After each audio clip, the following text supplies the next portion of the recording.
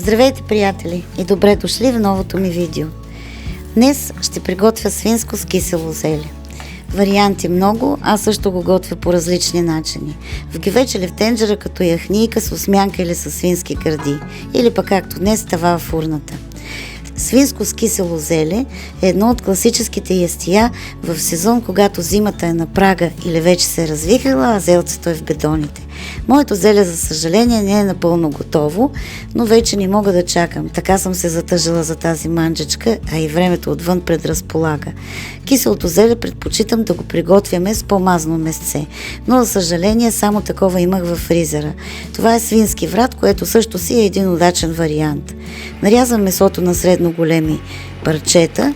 На котлона вече съм си сложила по-голям и дълбок тиган и 2-3 супени лъжици мас. Винаги готвя киселото зеле само с мас. Зелето обича и носи много на мазнина. И докато загрее тигана и маста, аз завършвам с нарязването на мръвките. Слагам нарязаното месце в тигана, то трябва да се запържи от всички страни. Не трябва да го пържим до готовност, просто леко да го запечатаме. Take me on your treasure dive. I've got nothing to lose. After years with the blues. Oh, you know. Докато месото се запържва, ще се нарежа прас също на по-едри парчета. Ако нямате прас, пропуснете тази стъпка, но в никакъв случай не заменяйте праса с лук. Лук не се слага на кисело зеле.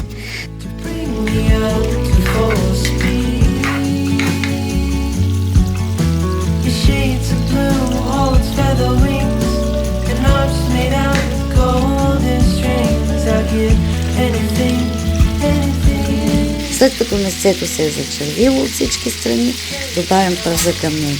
Разбърквам леко и наливам 100 мл вода.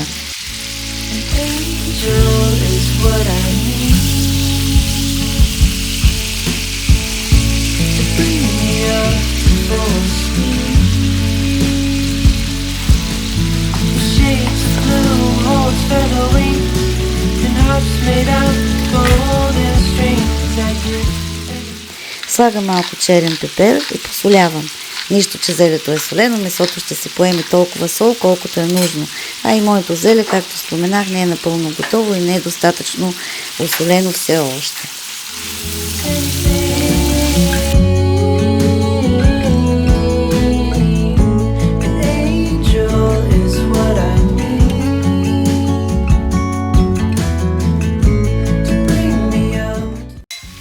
Време е да се заема с зелето. Ще нарежа една голяма зелка, знаете, че зелето намаля обема си по време на готвене. Зелето също режа на по-едри парчета. Изрязвам кочана и махам по-твърдите парчета.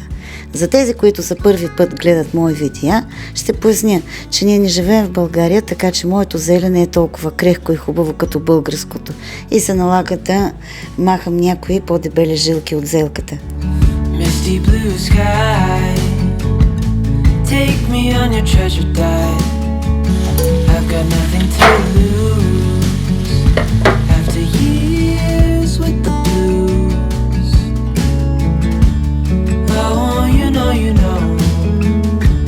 about them highs and lows. An angel is what I need to bring me up to full speed.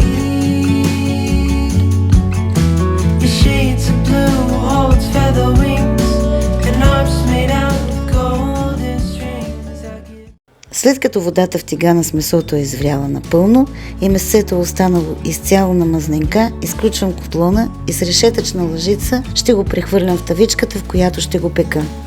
Мазнината, която е останала в тигана, ще използвам да си позапържа зелето, но тъй като това не е достатъчно, ще си добавя още 1, 2, 3 супени лъжици мас. Пак ще спомена, че зелето много обича мазнинка.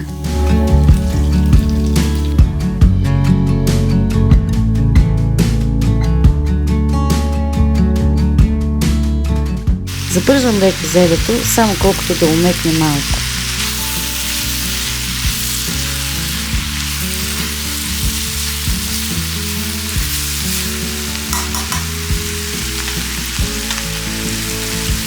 След като зелето се е позапушило, е време да го вкусим. Добавям 1-2 дафинови листа, няколко зърна черен пипер и една супена лъжица червен пипер.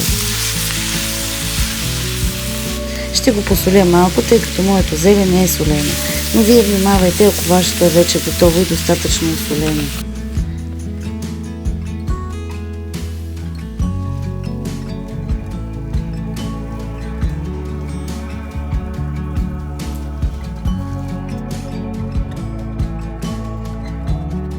Слагам около 3-4-5 скелитки чесън и 1-2 сухи люти чушки, но те са по желание.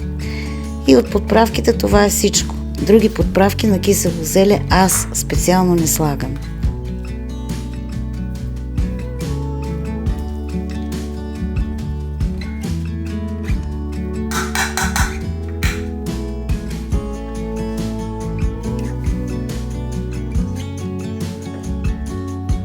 Разбърквам всичко добре, наливам около една чаша зелев сок и е време да го сложим във фурната.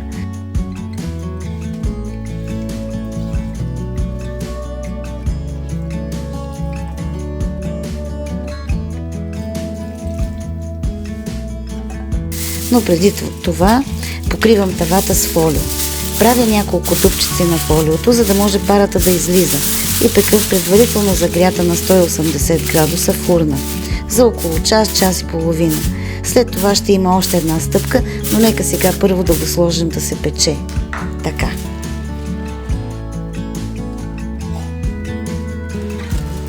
Минаха малко повече от час и половина. Изкарах тавичката от фурната, проверих месото и зелето, те са абсолютно готови. Махам фолиото и го връщам обратно във фурната за около 10-15 минути. Колкото леко да се запече отгоре.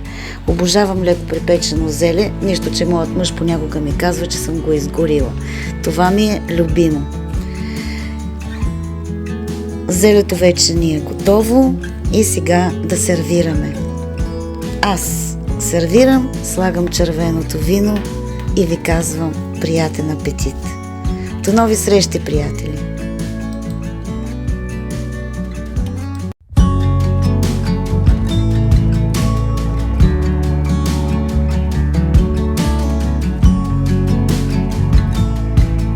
Благодаря ви, че бяхте с мен. Ако съм ви била полезна с това видео, харесайте го и споделете с приятели. А ако все още не сте се абонирали за каналът ми, направете го и не забравяйте камбанката, за да получавате на време всички мои нови видеа. Благодаря ви, приятели, и до нови срещи. Чао, чао!